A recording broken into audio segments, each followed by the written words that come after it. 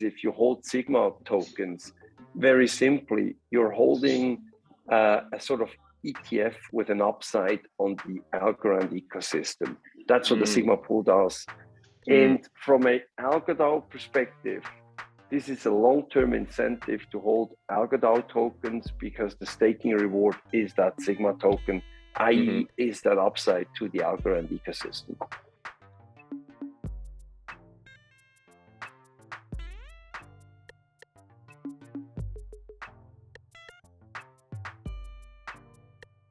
Welcome back to AlgoHQ. I'm here with Nathan Kaiser, the appointed managing director of the AlgoDAO project, launchpad coming to Algorand. Nathan, welcome to the show.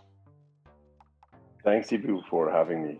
Yeah, of course. So you kind of popped up in the Algo fam, I would say about a month ago. And it kind of came out of, I saw you in the Sunday calls. I saw you posting on Twitter. For me, being in the Algorand community for a while, I was pleasantly surprised to see someone from the Cardano side kind of venture into the Algorand world. So I guess I want to start by asking you, what made you want to come onto Algorand? And for anyone who's watching, you are the ex-chairman of the Cardano Foundation, right? That's right.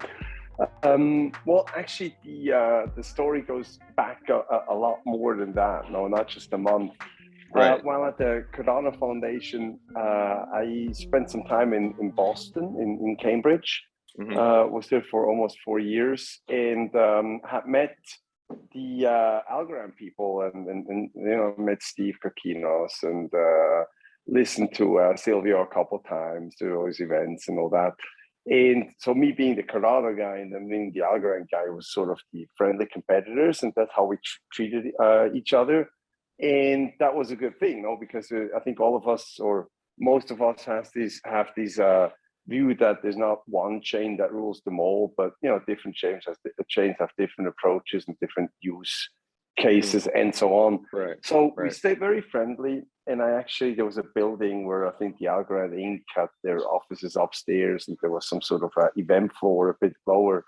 And when I had, as the Cardano guy, when I held events, I always said, like, there's the friendly competitors upstairs, and they enjoyed that. I enjoyed that, and I left Cardano maybe a year ago, even more. It's been a while. Wow. Did some other stuff. Was busy in the capital market space, and during all this time, I actually maintained a good connection with the Algorand people and the ecosystem. And last year we were talking, a couple of friends and different people were saying, like, what is needed is a launchpad on Algorand. So the actual effort started already last year, let's say maybe in October or so.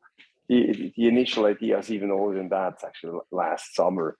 And so you're saying, like, I popped up on your radar a month ago, but I was busy behind the scenes preparing stuff. Yeah. Well, you got to get all ready, and then you come out and big reveal. And I mean, it is a nice reveal. Your website's very well done. You have a very fleshed out plan. I want to get into it, but I kind of want to ask about your background first. And, where were you working before blockchain, and how'd you get into the blockchain space? Right. Well, I'm probably one of the OGs. I got into crypto or Bitcoin. It was called Bitcoin originally. It's always like, it was actually called Bitcoin in 2011.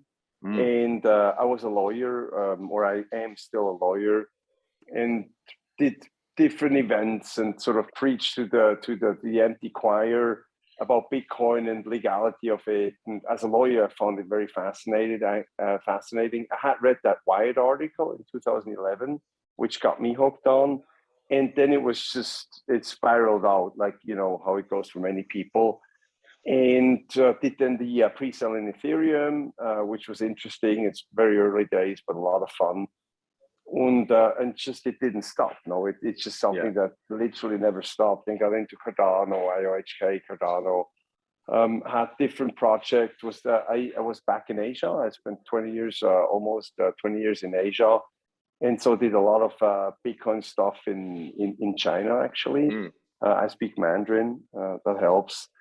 And we had an office in Hong Kong and Shanghai and Taipei. So there was this early Asian scene, you know, Binance and BitMEX and all these guys. The good old times, yeah. That's how I got into it. And then it never left me. And I think I pretty much stopped being a normal lawyer, so to speak, maybe 5-6 years ago. And for the past 5-6 years, I practically, with very few exceptions, I practically only do crypto in one way or the other. I have different mandates, different companies I advise and help with operationally. And here we are. Yeah. So you say the good old days. You were clearly very early on Bitcoin, Ethereum, Cardano. You know, what was the process of getting, you know, exchanges like Binance and BitPay, you know, what was your interaction with them, and in what way did you help them, you know, get established? Well, back then, I'm not saying that I helped Binance. I just know the guys, and we've been interacting for a while, and the same with BitMEX. But that's also a while back in the Hong Kong days. So what happened is that all of us had coffees, and there were these meetups, the very early meetups on sometimes on Saturdays and all that. It was very early days. There were maybe 5, 6, 7 people in some crappy place in Hong Kong or Taipei and having coffee and discussing Bitcoin.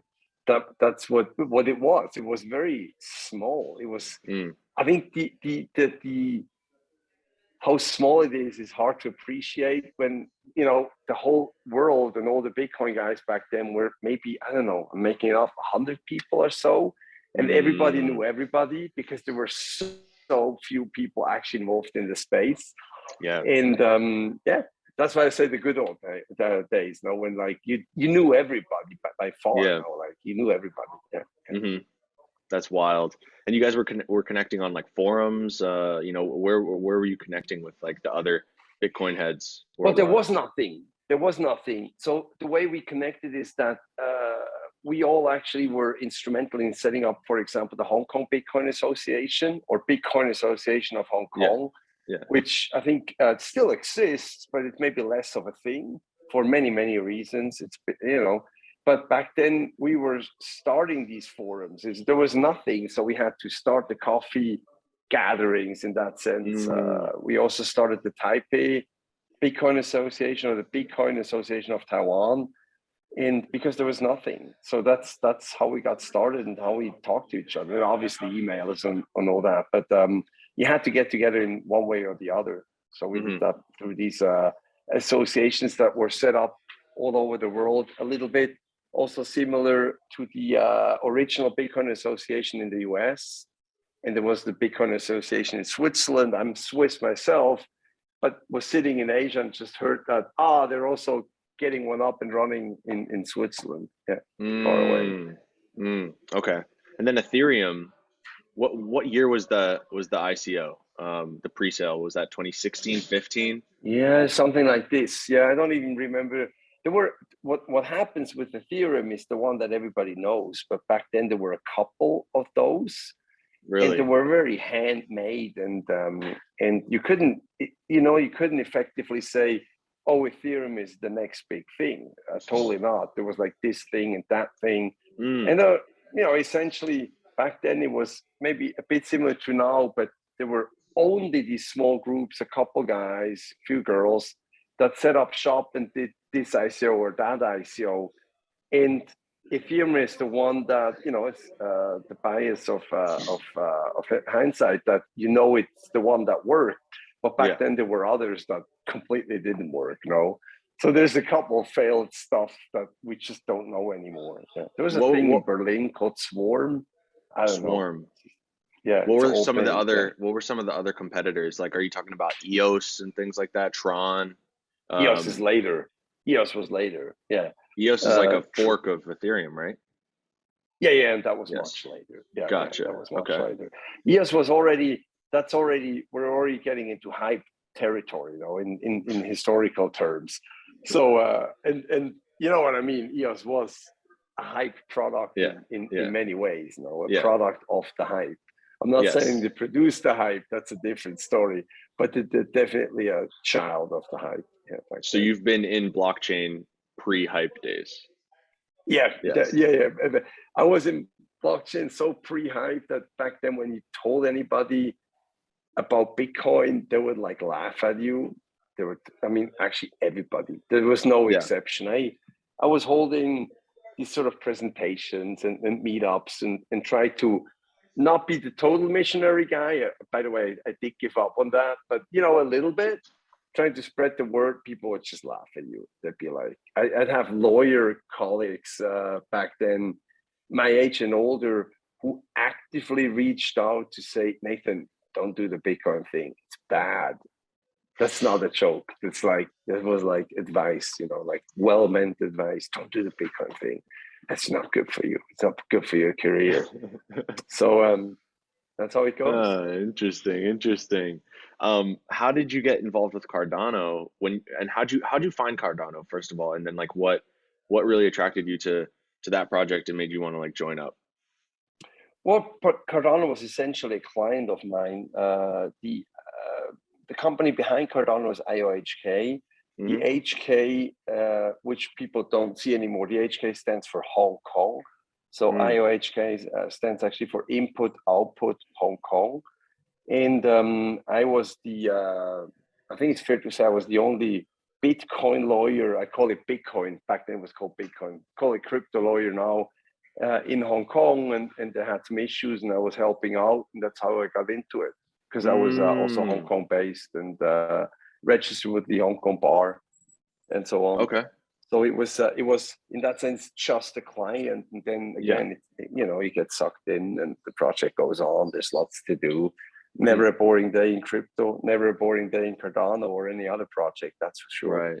Yeah. Definitely not. And with these like new layer ones popping up, like the blockchain space has come really far from like just Bitcoin. Now there's so many different things.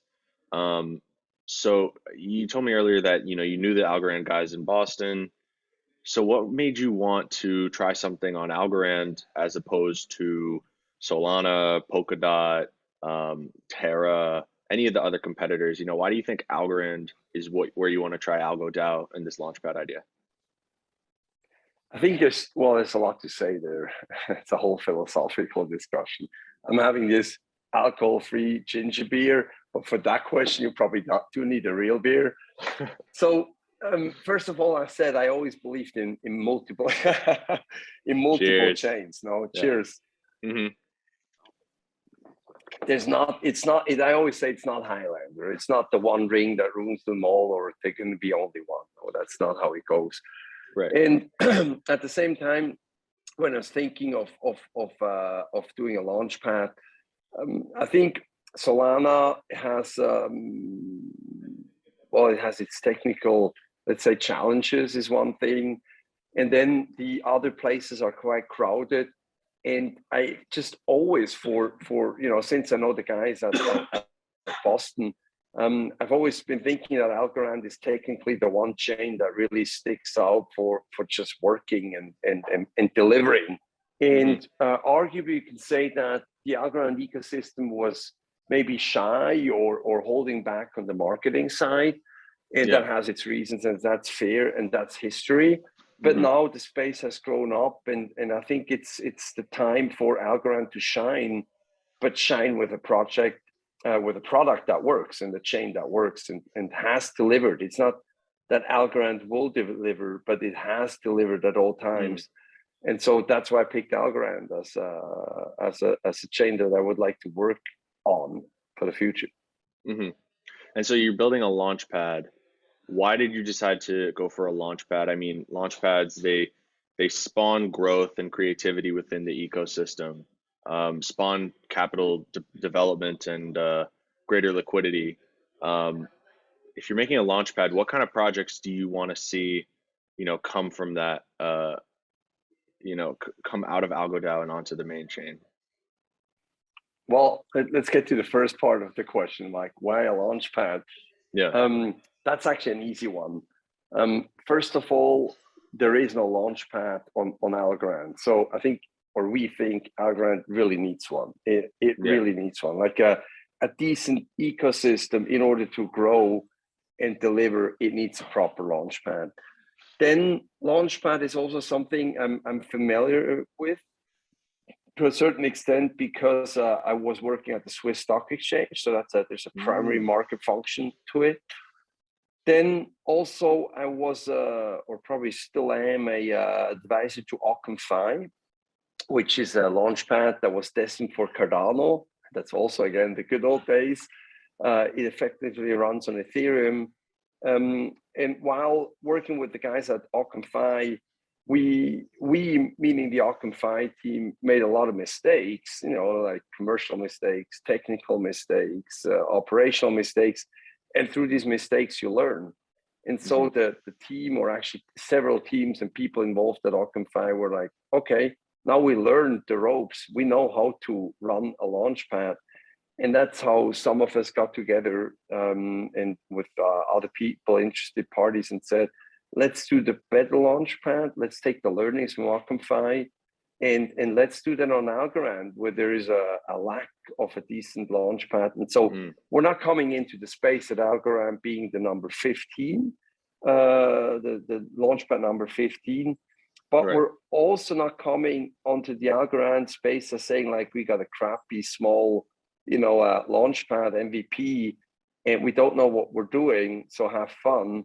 No, we want to come into the Algorand ecosystem and bring something to the table that really works, done by professionals with experience.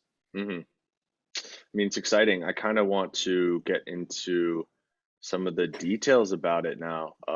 So I'm on your website, and there's a lot of stuff here. I mean, there's so many details. So did you formulate this with your team? Is this like purely all your idea, or do you have, a team? No. No, there's it's a DAO, and the DAO already includes the fact that I'm just a tiny wheel. So I'm the guy that, to have an interview with. But in reality, I do very little, and very little, I don't want to say nothing, but almost nothing actually comes from me, because the teams and the people involved, they come from all over. They have different backgrounds, different experience. Coders, obviously, we got great designers. You mentioned that, and we got the hardcore cryptographers. We got the tokenomic guys. We got the guys who have a clue about modeling and so on. And they came up with all of that. So there's no credit to me or for me at all. And that's where all the detail comes from. Yeah. And again, these people in different shades and functions have done launchpads before, so they know what they're doing. That's why what you're seeing now is fairly sturdy and detailed, because it's not the first time these people do a launchpad. Yeah, but it's a DAO, so it's a more or less loose collection of people trying to help and assist. Yeah. Okay. Not much honor there or credit for me. Yeah. Gotcha. Well, can I still ask you about some of the details about the system? Try to ask. Let's see if you can answer. So, well, the first thing I want to ask about is the Sigma token. It's described as tokenized liquidity in Algorand's innovation index. Is this like what exactly is the Sigma system in the AlgoDAO? Absolutely. So what happens is, one of the analysis of the many other launchpads out there, and for example in Ethereum, is that if you simply do a launchpad and you just let it run, and you do whatever project comes your way, you launch it, you will have a problem with sustainability. The business model is not sustainable for many reasons. One is that if you launch anything, you launch bad projects. These tokens will maybe gain in traction and then lose in traction shortly after. And people will say, whatever that launchpad launches is bad stuff, let's not touch it. And so we fix that by having a rigorous due diligence process, where we go through a lot of details with the projects that apply to us. And we help them get on track and get grown up to a sufficient degree of maturity that they can be actually launched. And there might be a big gap between when they apply and when they actually launch, where we have to help them, we call that incubator services, in order to get ready for launch. But launching a good project is not enough to make the launchpad sustainable and of interest over time. So what we came up with the Sigma pool, and that's the answer you're looking for. So the Sigma pool is the idea that we ask every project that launches on AlgoDAO to contribute a certain allocation, let's say 1% or so of their tokens to this pool. So Sigma is essentially a pool. Then what we do is we link the AlgoDAO token to the Sigma pool. The Sigma pool or Sigma token cannot be, there's no primary market in that sense, or primary issuance of the Sigma pool. You need to be holding the AlgoDAO token and stake it, and then as the reward for the staking of the AlgoDAO token, you will get the Sigma token. Now, what does the Sigma token do? It's a pool, or we can also call it a basket, that starts off empty, and there is the first project A token that comes in, then project P token, then project C token. Right. So it slowly fills up, and the Sigma token represents the basket. People will, it's foreseeable that the Sigma pool token will be listed on the DEX, and that's where the price discovery mechanism will take place on its own. And what it does is, if you hold Sigma tokens, very simply, you're holding a sort of ETF with an upside on the Algorand ecosystem. That's what the Sigma pool does. And from an AlgoDAO perspective, this is a long-term incentive to hold AlgoDAO tokens, because the staking reward is that Sigma token, i.e. is that upside to the Algorand ecosystem. Right. So the AlgoDAO token is your key into the Sigma exposure. And I guess you're going to want to ensure that the projects launching on AlgoDAO are quality. So that's the incubation phase. Are you going to let anything in, or will this be selective? Are you doing something like only X amount of projects per quarter can come in, or something? Like, how are you guys thinking about letting in the projects and choosing which ones you're going to go with? Right. So we're less doing the triage at the entrance, but we're doing the triage at the exit, or when we launch. And so a lot of projects apply, and it's early days. And usually what we do is we either say, no, you're totally, we say it nicely, you know what I mean?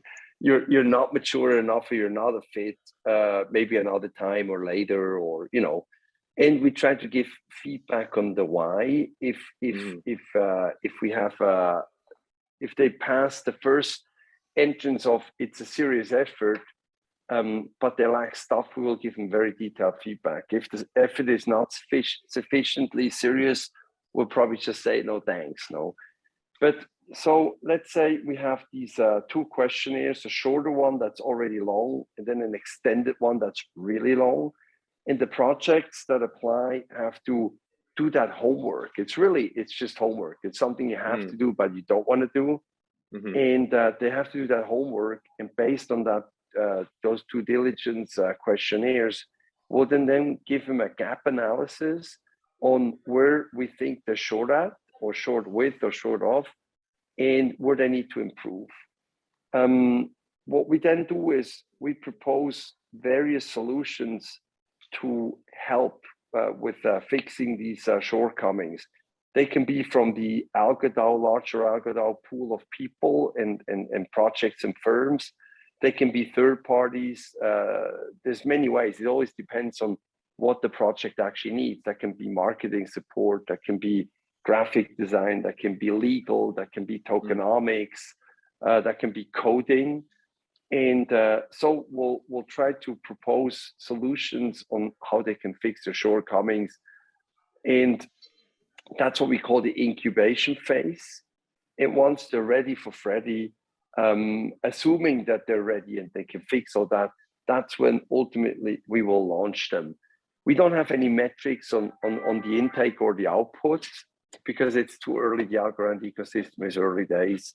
So it would be silly to say like we only do 3 a month or we want to do 3 a month. Right. Let's see how the Algorand system grows. It's going to take time.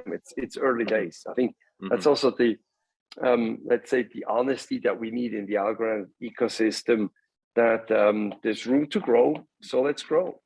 Right. Yeah, there is a lot of room to grow. I feel like there's so much space for different projects to come and I mean, fill niches and gaps that other ecosystems have filled already. You know, there's a lot of projects on Algorand that are thriving, you know, are really just taking ideas from Ethereum and just bringing them over here to make them faster and cheaper. And that's like it's a winning formula right now in the early days. But I think the potential for Algorand projects goes far beyond because of the scalability. So I have a question that, since you're familiar with stock exchanges, do you think that every crypto project needs a token, or is it possible to just take the shares of the company and make them the token instead of having like both? Like I know a lot of companies have token and like private shares, but do you think it's like, does every token that goes to AlgoDAO need a token? Or sorry, let me restart. Does every project that launches on AlgoDAO need a token, or can they just use their shares as a token? Right, that's a great question. Could probably write a book about that, or maybe there are already books about this.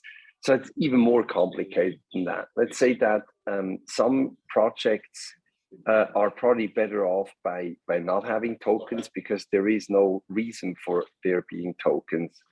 When they have equity, there is no reason necessary to tokenize all equity. That's absolutely not necessary.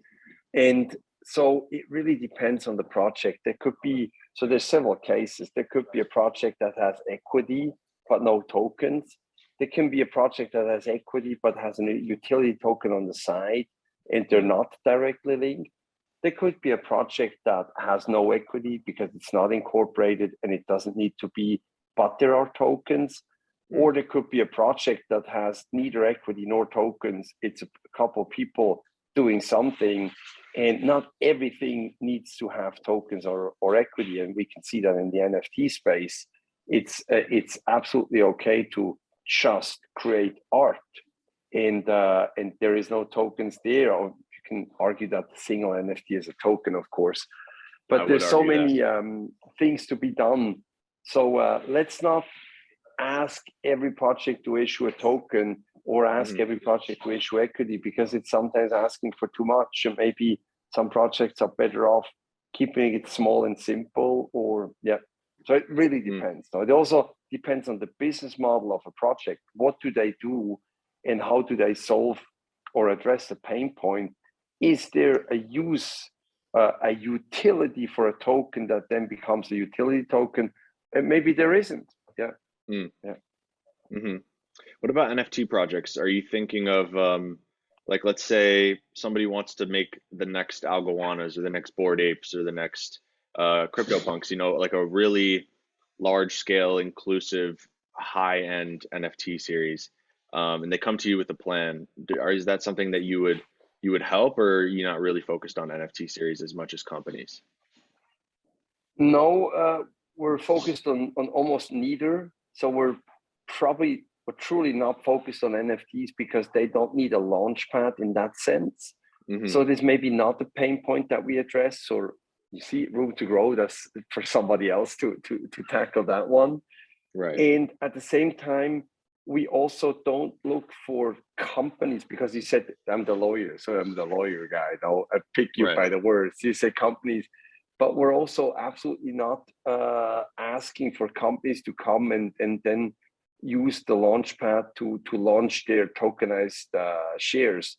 There's also a security issue in there, and so on. So first of all, we're looking at utility tokens. Now we're looking at to launch and help projects launch their utility tokens. I think for shares, that's a totally different story. Let's tackle that one in a couple of years when the space is more mature. So I'm a big fan of utility tokens, and there's a lot of room there to grow on the Algorand ecosystem. There is, yeah. I said companies because feel like a lot of projects, they call themselves protocols, but really they're companies. Like they have a CEO, a CTO, 5 employees, and what makes that a protocol and not a company? It's I think there's no clear definition in it, and one morphs into the other and back. And there's also there's a dynamic in time as well. So something that's not a company as a protocol can become a company, but also vice versa. Something that was a company then actually gets decentralized and becomes a protocol. And very often you have a hybrid where there is a company that launches a protocol, and then they sort of like split up in life, and the protocol is destined to have a life on its own, and the company that launched it will become a glorified service provider, a little bit like let's say Red Hat and Linux, or what we've seen in Ethereum and consensus and so on. So it's hard to grasp. I think there is a clear, it's very human though, human generally, but lawyers and regulators and many others and bankers and everybody, and probably even coders, want to put things into boxes. And then sometimes these old boxes just don't fit anymore. So maybe not look at the boxes too much and not overthinking too much. Yeah. Gotcha. Okay. Now I kind of want to talk about these tier systems that you have for AlgoPAD. So you have tier 1, tier 2, an ensign, lieutenant, vice admiral, flagship commander, fleet commander. I mean, I love the kind of Star Trek like feeling of it all. But I guess I want to ask about the participation odds multiple and the pool weight multiplier, because those seem interesting, and I just want to get your explanation on them. So I'm just gonna, this is for the audience. I'm just gonna read, and I'm probably gonna, in the interview, in the video, throw this up on the screen. Is this something that you were cool at answering, or would you? No, I'm probably not cool at answering it because the details are tricky. I'm cool at answering in a general way. What we're trying to do is now this is about governance and access and equity. And those are very hard things. And what you're seeing is not even what you saw on the website. It's not even written in stone.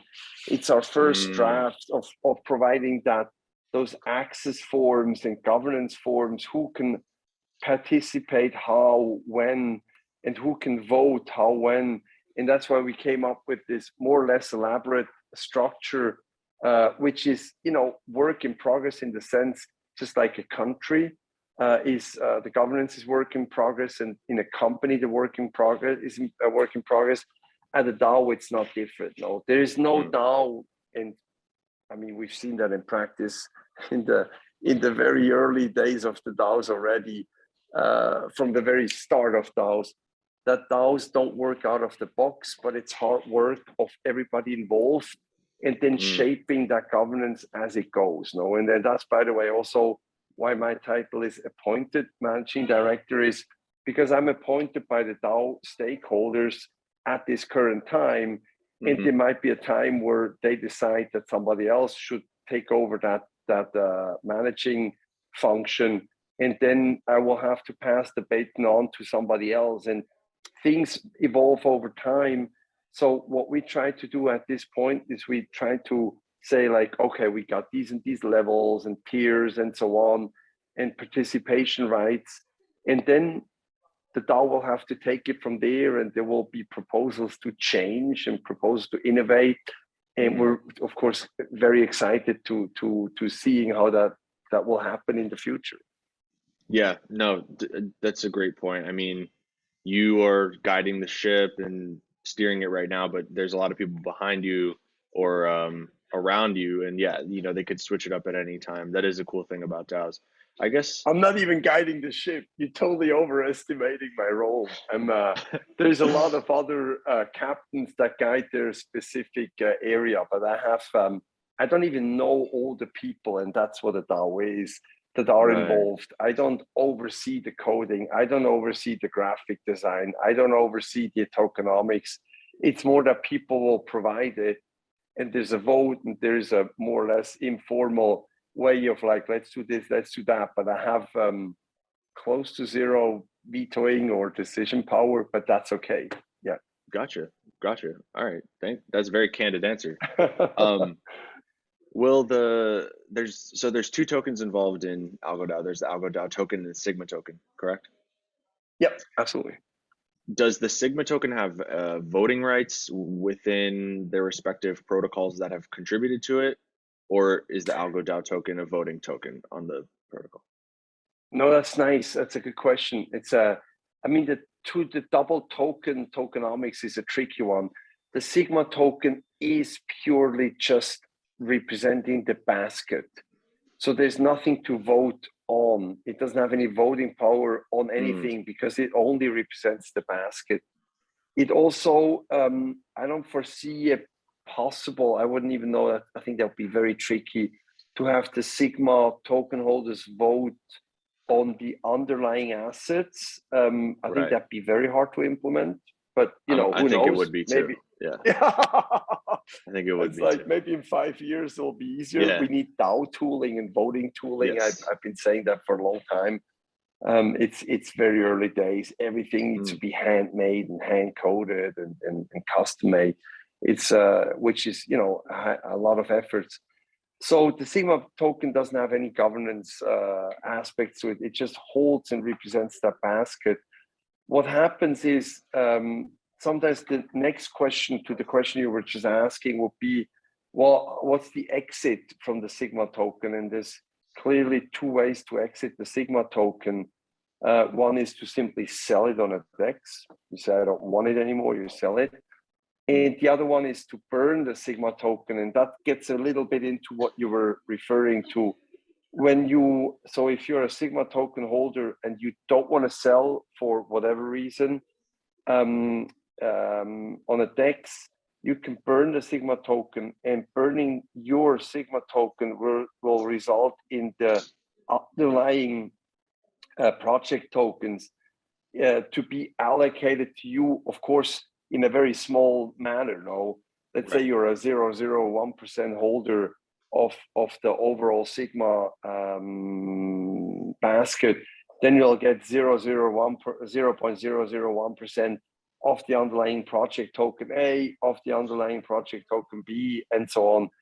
And then you will get these tokens, and then you become, of course, token holder of project A, B, C, D, and E. You could then vote again, but the amounts are going to be minuscule. Yeah. So not much governance involved in the Sigma pool. That's my short answer. I think it's an interesting system though, where you can burn the token to get the kind of unlock the tokens within. Yep. I'm just trying to think, I'm trying to imagine how that's going to work in a market situation, because you stake AlgoDAO token to get Sigma. So you're getting it, and I guess the selling pressure will be a downward pressure, but then the burn makes it kind of balance out in a way. I think that's why I mentioned for the Sigma token, the price discovery will take place on the DEX. Now, when you look at the Sigma pool, we assume it to grow in value twice, or for two reasons. One, because it adds one project token after the other over time as they're being launched. And the other one is that every project might grow in value. Every project token will grow in value as the project itself matures. At least that's the rough assumption. So the overall Sigma pool value will grow on these two parameters. But to determine the value of the token, of the Sigma pool token, there is no reference. Now you'd have to calculate it or so, and it will move all the time. So the market will fix it. The market. This is Decentraland. I'm joking when I say that, but this is decentralization. Yes. This is all on a smart contract. Let's say neither I nor anybody else holds custody of all this. It's all on chain. The AlgoDAO token, the AlgoDAO doesn't have custody of anything of this. It's all on chain, and decentralized everything is, and decentralized the price discovery mechanism will be. That's a bit Yoda-like in Star Wars. That's a cool answer. I want to ask you one more thing before we wrap it up, and that's about, I feel like in the blockchain space, there's not many mergers and acquisitions. There's not many like companies or protocols being absorbed by another one, or a Web3 protocol being purchased by a Web2 company. As a lawyer, do you think we're going to start seeing more of those actions like come into reality, where a Web2 company is getting into blockchain, instead of trying to build their own, they just go and buy a company, or buy a protocol? Well, yeah, I mean, that's back to what I call the big D. I always call it the big D, decentralization. So if things are built properly, they are decentralized. And of course, there's centralized pieces to the overall crypto verse, or the overall Web3 verse. But there's some centralized stakeholders or people or aspects or bits and pieces, but overall many pieces will be decentralized. And if something is decentralized, it obviously can't be purchased. It also is very hard for something that's decentralized to purchase something else. So I think that whole notion of M&A that you mentioned is probably less adapted to what's going to happen in Web3, because of both buyer and target. Maybe both of them are decentralized. A Web2 company cannot, classic Web2 company cannot enter the space by buying a protocol. Google, as much money as they have, they couldn't buy Ethereum, or they couldn't even buy a smaller capped chain, let's say Algorand. Even if they had the money, it wouldn't achieve anything. So I think we are slowly, and it's still early days, I repeat it all the time, we're in decentralized, in the sense of it's decentralized and things just work differently. And to wrap your head around this as a lawyer or as a coder and so on, as a finance guy, as a banker, is hard, but we'll get there. We'll get there. Yeah. And isn't it funny that I think Facebook tried to buy Algorand back in 2019? I didn't know that. Yeah. I didn't know that. That's hilarious. Yeah. Facebook, Mark Zuckerberg actually tried to buy pure proof of stake tech for his own project, the Libra project, and Silvio said no. Yeah, interesting stuff. Yeah. So basically Facebook tried to jump the shark and go straight to the tech and basically just absorb it. Create their own digital dollar for Facebook, which is, I don't know. I think if Algorand had taken that deal, we wouldn't be talking right now. So weird, huh? Yeah. How things go. Yeah. So development on AlgoDAO, how's it going? Are you gonna come out with an MVP soon, or some type of test net? When are we gonna be able to try this out? Q2 is our easy answer. Q2 is still a large amount of time, I know. Q2 is in about 1 week. I know. We won't be live in 1 week, but we hope it's going to be in early Q2 and not in late Q2. We're still building. We're still coding, but also what we're doing is we want to have a pipeline that's worth being called a pipeline of projects. And what we've seen is that there's many small ones that are simply too early. We couldn't launch them. There's a couple medium series efforts. They still need some ironing.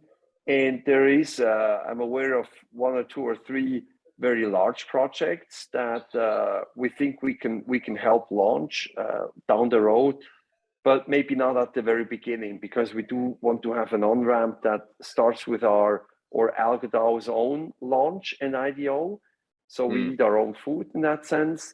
And once the AlgoDAO launches with its own IDO on itself, then we'll want to have a cascaded pipeline of projects to launch. And we're in the middle of seeing how that fits time-wise, yeah. Right. So we're technically kind of almost ready. but operationally, so it makes sense business-wise, and it makes sense for the ecosystem overall. We're still on the way to get there. Okay. Hell yeah. Patience is a virtue. That's what I tell everybody internally and externally. Yeah, but I mean, I can't wait till it goes live. I feel like it could have a huge effect on the ecosystem overall. I mean, we've, like you said, there's no launchpad, so we in the Algorand ecosystem, a lot of people in the Algorand ecosystem, in the algo community, I think like this is the first time they're really diving into Web3 because it's an affordable and usable option, like it was for me. So Yep. that's why I never really was able to get into Ethereum DeFi, because by the time I found out about it, it was a little too expensive for me to use. But Algorand was different. So I think a lot of people in the community haven't seen these things happen, whereas you've seen it happen in a few different ecosystems. But that's why I think this is a really exciting project overall.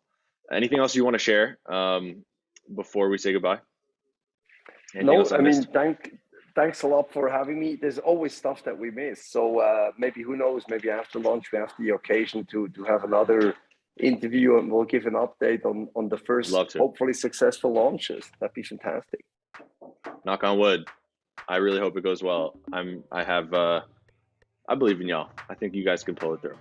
I'm really excited to see it, really excited to use it. I love the ideas.